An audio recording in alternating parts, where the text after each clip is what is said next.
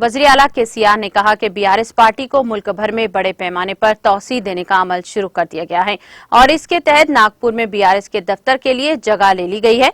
औरंगाबाद में भी दफ्तर कायम किया जा रहा है।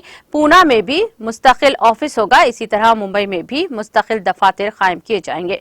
नागपुर और औरंगाबाद, मुंबई और पूना के दफातर के लिए करोड़ों रुपये के सरफे से ये दफातर कायम किए जा रहे हैं, क्योंकि हमारा एक मकसद है और इस मकसद की तकमील और मंजिल पाने तक हम अपना काम करेंगे। उन्होंने इस जलसे के शुरका से ओहद भी लिया है। उन्होंने नारों की गूंज में नागपुर, औरंगाबाद, मुंबई और पूना के दफातर में लंगर के क़याम का भी ऐलान किया है, जहां मुल्क भर से आने वाले बीआरएस लीडरों के लिए ताम का माकूल निजाम रहेगा।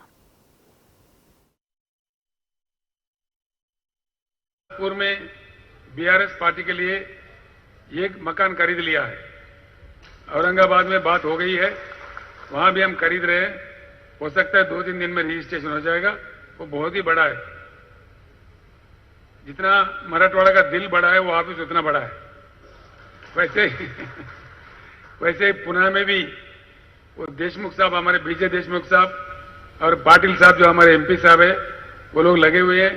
पुणे में भी एक परमानेंट ऑफिस होगा और मुंबई में भी बीआरएस का परमानेंट ऑफिस होगा। सिर्फ ऑफिस नहीं होगा, वहां हम लंगर खोलेंगे। जो भी हमारे नेता कार्यकर्ता रोज आते रहेंगे, रोज 500-600 लोगों के लिए भरपूर खाना भी मिलेगा।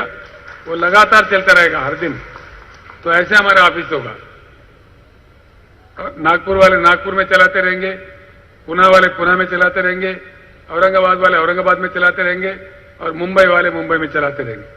क्यों ये इंतजाम किया जा रहा है? क्यों हम खरीद रहे? वो तो करोड़ लगा के खरीदना पड़ रहा है, कई करोड़। क्यों खरीद रहे? इसका एक लक्ष्य है। जब तक हमारे शपथ पूरा ना हो, जब तक हम मंजिल नहीं पहुंचे, किसी भी कीमत पर इस बात को नहीं छोड़ना है।